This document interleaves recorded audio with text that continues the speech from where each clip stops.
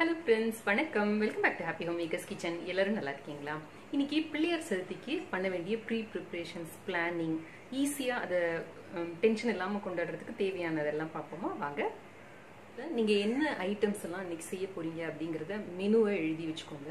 மத்தியானம் நீங்க ஃபுல் மீல்ஸா அந்த மாதிரி தயார் பண்ண போறீங்க, வடை பாயசத்தோட தயார் பண்ண போறீங்களா, இல்ல சில பேர் வீடுகள்ல வெரைட்டி ரைஸ் எல்லாம் கூட பண்ணுவாங்க. சோ அந்த மாதிரி பண்றீங்களான்னு உங்க குடும்ப வழக்கப்படி அதை இது பண்ணிக்கோங்க. நம்ம சும்மா யோசிக்கிறத விட ஒரு சின்ன பேப்பர்ல நம்ம என்ன பண்ண போறோம் அப்படிங்கறத ஸ்டெப் பை ஸ்டெப் போட்டு இத்தனை ஐட்டம்ஸ் பண்ண போறோம் அப்படின்னு எழுதி வச்சுக்கிட்டோம்னா அதுக்கு தேவையான பொருட்கள்லாம் நம்ம கிட்ட இருக்கா இல்ல நம்ம வாங்கணுமா அப்படின்னு செக் பண்ணிக்கிறதுக்கு நமக்கு வசதியா இருக்கும். அதுல இருந்து நம்ம கடைக்கு போய் வாங்க வேண்டிய ஐட்டம்ஸோட லிஸ்ட்டை நம்ம ரெடி பண்ணிடலாம். மெயினா அன்னைக்கு நம்ம பண்ண போறது கொழுக்கட்டை. சோ அதுக்கு தேவையான மேல் மாவை முந்தின நாளே நம்ம அரிசியை ஊற போட்டு நிழல்ல உணர்த்தி அரைச்சு ரெடி பண்ணி வச்சுக்க போறோமா இல்ல கடை மாவு வாங்க போறோமா அப்படிங்கறத பிளான் பண்ணிக்கோங்க. ஸோ இந்த பக்கம் சைட் பை சைட் அந்த கடையிலேருந்து வாங்க வேண்டிய லிஸ்ட்டை எழுதிக்கலாம். ஸோ மாவு பச்சரிசியா இல்லை பச்சரிசி நீங்கள் என்ன வாங்க போறீங்க அப்படிங்கிறத நோட் பண்ணிக்கலாம். அப்புறம் இல்லை பொடி வாங்க போறோமா, கொழுக்கட்டை மாவு பொடி வாங்க போறோமாங்கிறத நோட் பண்ணிக்கோங்க. வெல்லம், அதுக்கப்புறமா தேங்காய், பூரணத்துக்கு தேங்காய், கடலைப்பருப்பு, பைத்தம் பருப்பு, அப்புறம் பாயசத்துக்கு வேற ஏதாவது செப்பரேட் ரைஸ், பாஸ்மதி ரைஸ் அந்த மாதிரி யூஸ் பண்ணுவீங்கன்னா அது அந்த மாதிரி எழுதிக்கோங்க. இதுக்கப்புறமா நம்ம மத்தியானம் பிளான் பண்றதுக்கு ஏற்றபடி காய்கறிகள் வாங்கிக்கணும். இப்போ வடை பாயசத்தோட சமைக்கிற மாதிரி இருந்தீங்கன்னா சாம்பாருக்கு ஒரு காய், வெண்டைக்காய், அவரைக்காய், அந்த மாதிரி உங்களுக்கு என்ன காய் நீங்க பழக்கமா பண்ணுவீங்களோ அந்த மாதிரி ஏதாவது ஒரு காய் அதுக்குன்னு எழுதி வச்சுக்கோங்க. அப்புறமா ஒரு கூட்டு, ஸோ பொடலங்காய், பூசணிக்காய் அந்த மாதிரி ஏதாவது ஒன்று, பரங்கிக்காய் அந்த மாதிரி ஏதாவது ஒன்று, அப்புறமா பொரியலுக்கான காய், அதுக்கப்புறமா பச்சடி பண்ணுவோம், வடை பண்ணுவோம். ஸோ வடைக்கு தேவையான உளுத்தம்பருப்பு வாங்கணும் அப்படின்னா உளுத்தம்பருப்பு, நம்ம காரப்பூரணத்துக்கும் உளுத்தம்பருப்புல பண்ணோம் அப்படின்னா உளுத்தம்பருப்பு வாங்கிக்கோங்க. அப்புறமா கருவேப்பிலை, கொத்தமல்லி, அது எப்பவுமே ஆஸ் யூஷுவல் இருக்கிறது தான். பூரண கொழுக்கட்டைக்கு போக வேண்டிய ஏலக்காய் இருக்கா அப்படின்னு பார்த்துக்கோங்க. அது இருந்ததுன்னா அதையும் போட்டுக்கோங்க. நான் இந்த எல்லாத்தோட லிஸ்ட்டும் நான் உங்களுக்கு கீழே டிஸ்கிரிப்ஷன் பாக்ஸில் கொடுக்குறேன். ஸோ ஒன்றுன்னா அதில் செக்லிஸ்ட் மாதிரி நீங்கள் அதை பார்த்து கூட நீங்கள் ப்ரிப்பேர் பண்ணி என்ன வாங்கணுங்கிறத பார்த்து வாங்கிக்கலாம். ஸோ காய்கறிகள், அதுக்கப்புறமா நம்ம நைவேத்தியத்துக்கு வைக்க போகிற பழங்கள், யூஸ்வலாக அந்த சீசனில் கிடைக்கிற பழங்கள் தான் வாங்குவோம். ஸோ அது என்னென்ன பழங்கள் எவ்வளோ வாங்க போறீங்க அப்படிங்கிறத டிசைட் பண்ணி அதை ஒரு லிஸ்ட் போட்டுக்கோங்க. அதுக்கப்புறமா பிள்ளையார் வாங்குவோம், கொடை வாங்குவோம், அதுக்கப்புறம் அந்த எருக்க மாலை, அருகம்புல், சாமந்தி பூ, வேற ஏதாவது பூ வாங்குறோமா என்ன அப்படிங்கிறத அதுவும் ஒரு லிஸ்ட் போட்டுக்கோங்க. அப்புறமா அந்த கம்பு இது வாங்கி வைப்போம் இல்லையா, அந்த அது வாங்குறதுக்கு லிஸ்ட் போட்டு எழுதி வச்சுக்கோங்க. ஸோ இந்த மாதிரி நம்ம ஒன்னொன்னும் தேவையானது எல்லாத்தையும் வாங்க லிஸ்ட் போட்டு வச்சுக்கிட்டோம்னா கடைக்கு போறப்ப ஒரே லாட்ல எல்லாத்தையும் நம்ம வாங்கிட்டு வந்துடலாம். நம்ம ஸ்வீட் பூர்ணம் பண்ண போறதுனால நமக்கு நல்லெண்ணெய் தேவைப்படும், நெய் தேவைப்படும். ஸோ நீங்க நல்லெண்ணெய், நெய் எது யூஸ் பண்றீங்களோ அது வீட்டில் இருக்கான்னு பார்த்துட்டு அதை வாங்கி வச்சுக்கோங்க. நீங்க வெண்ணெய் வாங்கி உருக்குவீங்க அப்படின்னா முந்தின நாளே வெண்ணெயை வாங்கி உருக்கி வச்சுக்கோங்க. அப்புறமா எள்ளு பூரணம் பண்ற மாதிரி இருந்தா எள்ளு தேவைப்படும் நமக்கு. அப்புறம் இந்த பூரணம் வெரைட்டிஸ் எல்லாமே நீங்க முந்தின நாளே செய்து வச்சிடலாம். தேங்காய் பூரணம், எள்ளு பூரணம் எல்லாம் முந்தின நாளே செய்து வச்சிட்டோம்னா அடுத்த நாள் நமக்கு வேலைப்பளு ரொம்ப ஜாஸ்தியா இல்லாம இருக்கும்.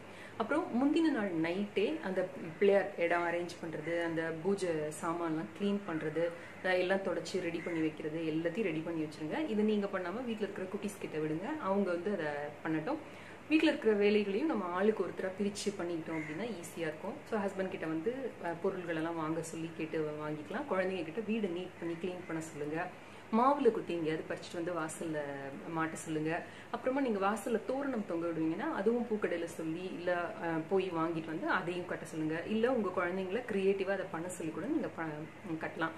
அதே மாதிரி பிள்ளையாருக்கான கொடைகள், கொடை வைக்கிறத கூட உங்க குழந்தைங்க கிட்ட கொடுத்து கிரியேட்டிவா பண்ண சொல்லி அவங்க வச்ச கொடை அப்படின்னு சொல்லி வச்சீங்கன்னா ரொம்ப சந்தோஷப்படுவாங்க.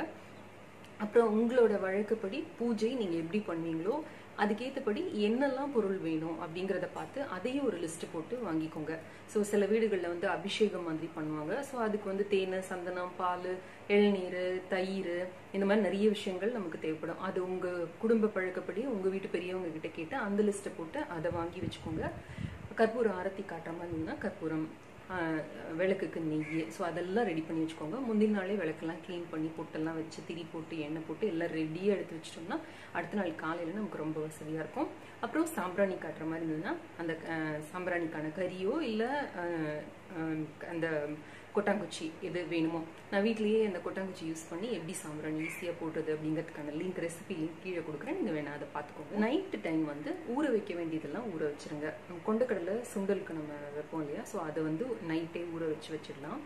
காலையில் குளிச்சுட்டு நீங்கள் வந்து பச்சரிசி இட்லி நிறைய பேர் வீட்டில் பண்ணுவாங்க. அந்த மாதிரி பச்சரிசி இட்லி பண்ணுற பழக்கம் உங்களுக்கு இருந்தது அப்படின்னா முந்தின நாள்லேயே அந்த பச்சரிசி ஊற வச்சு அரைச்சி அதை புளிக்க வச்சு அந்த இதுவும் பண்ணிக்கோங்க.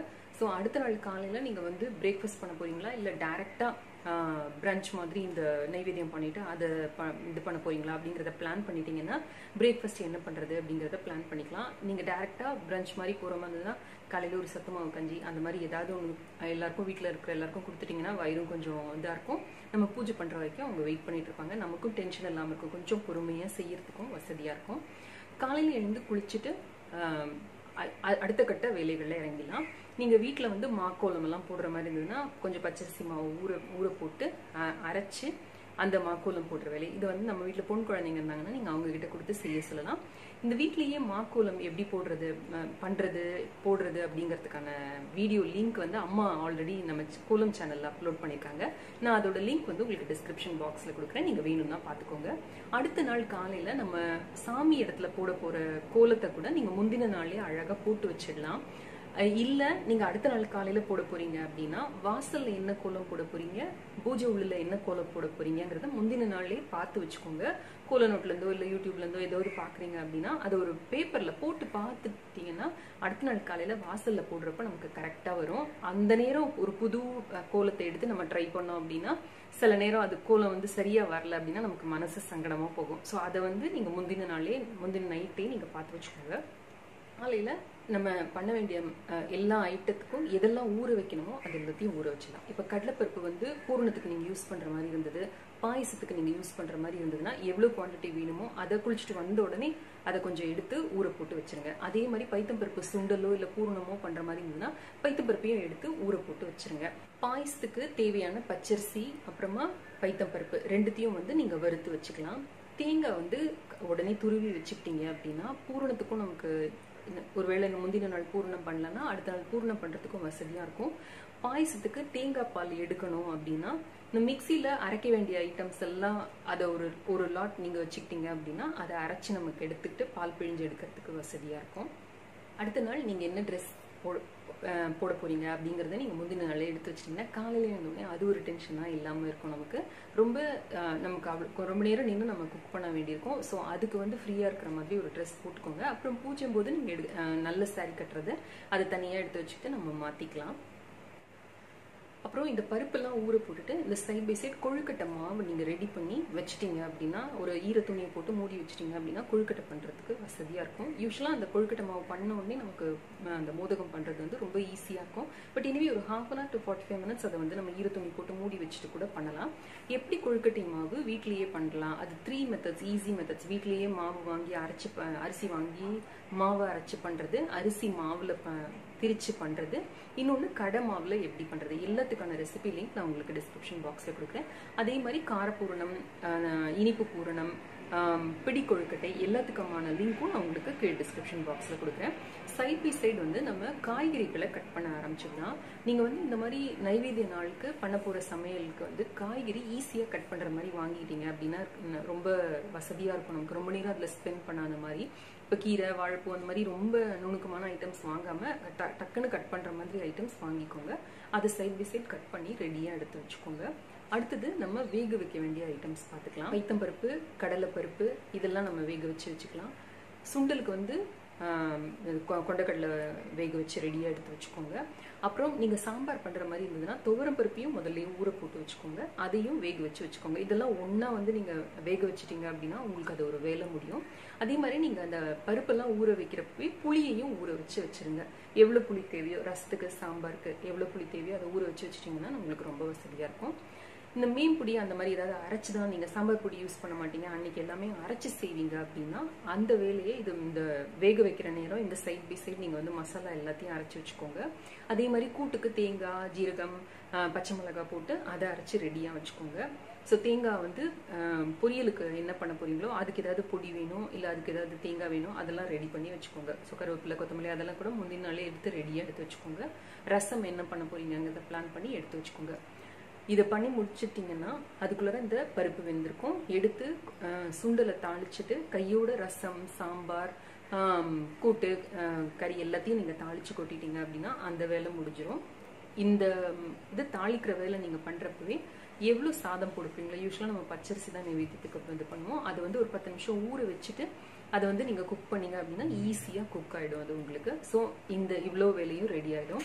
அடுத்தது நம்ம அந்த பாயசம் வேலைக்கு போவோம். இப்போ நம்ம அரைச்சி வச்சிருக்கிற அந்த அரிசி பைத்தம் பருப்பை போட்டு வேக வச்சு தேங்காய் பாலும் விட்டு நம்ம பாயசம் பண்ணிடலாம். ஸோ ஈஸியாக வேலை முடிஞ்சிடும். கடைசியாக வந்து நம்ம இந்த வடை தட்டுற வேலையை வச்சுக்கலாம். பருப்புலாம் ஊற வைக்கிறப்பவே நீங்கள் கையோட வடைக்கு தேவையான பருப்பையும் உளுத்தம் பருப்பையும் ஊற வச்சுருங்க. நீங்கள் காரப்பூர்ணம் பண்ணுறதோட கூட சேர்த்து நீங்கள் ஊற வச்சுட்டிங்கன்னா போதும். ஊற வச்சுட்டு நீங்கள் இந்த மிக்சியில் நம்ம தேங்காய் இதெல்லாம் அரைப்போம் பார்த்தீங்களா, அதை கையோட இதையும் அரைச்சி வச்சுட்டிங்க அப்படின்னா கடைசியாக நம்ம எண்ணெயை வச்சு அப்பளம் பொரிச்சு எடுத்துக்கலாம்.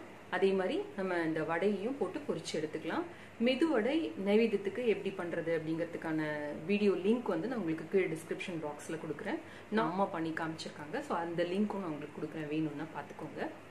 கொழுக்கட்டையும் உங்கள் வீட்டில் யூஸ்வலாக வந்து 21 கொழுக்கட்டை அந்த மாதிரி ஆட் நம்பர்ஸில் கொழுக்கட்டை செய்து நைவேத்தியத்துக்கு வைப்பாங்க. ஸோ அதை வந்து நீங்கள் பிளான் பண்ணிக்கோங்க.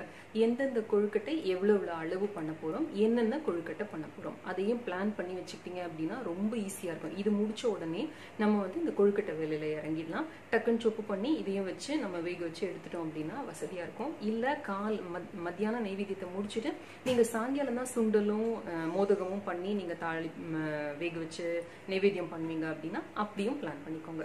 ஸோ இந்த மாதிரி நீங்கள் பிளான் பண்ணிட்டீங்க அப்படின்னா உங்களோட நாளே வந்து ரொம்ப ஈஸியாக இருக்கும். நமக்கு வந்து எழுதுறதுக்கு கொஞ்சம் சோம்பேறித்தனமாக இருந்தது அப்படின்னா கூட ஒரே ஒரு தடவை நீங்கள் அதை எழுதி வச்சு ட்ரை பண்ணி பாருங்கள். அது அவ்வளோ அழகாக உங்களுக்கு ஒர்க் அவுட் ஆகும். உங்களுக்கு வேலையும் வந்து ஈஸியாக முடிகிற மாதிரி இருக்கும். அந்த பழு வந்து தெரியாமல் இருக்கும்.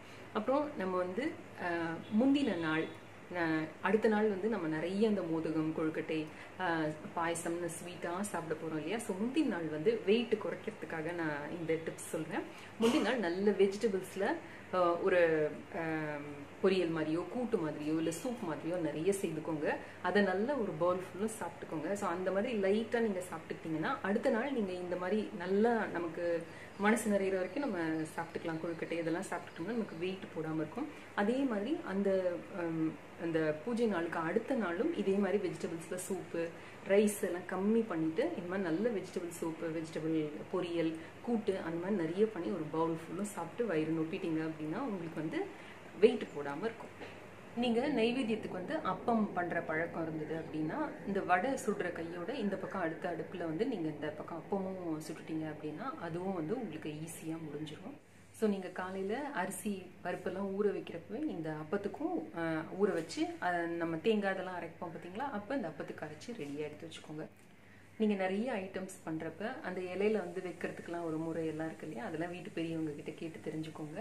ஸோ உங்களுக்கு அது வந்து ஒரு இலை மாதிரி ஒரு படம் ஒன்று போட்டு இன்னென்ன இடத்துல நான் இன்னென்ன ஐட்டம்ஸ் வைக்க போகிறேன் அப்படிங்கிறத மார்க் பண்ணி அதை எழுதி வச்சுக்கிட்டோம் அப்படின்னா நமக்கு வந்து எப்போவுமே மைண்ட் வந்து கிளியராக இருந்தது. நம்ம என்ன பண்ண போகிறோம் அப்படிங்கிறதுல தெளிவாக இருந்தோம்னா செய்கிறது வந்து ரொம்ப ரொம்ப ஈஸி. அந்த பிளான் பண்ணுற பார்ட்டை நம்ம கரெக்டாக பண்ணிட்டோம்னா நமக்கு இந்த மாதிரி நைவேத்தியம் பண்ணுறது, பூஜை நாட்களில் பண்ணுற எக்ஸ்ட்ரா வேலை வந்து நமக்கு கஷ்டம் இல்லாமல் இருக்கும்.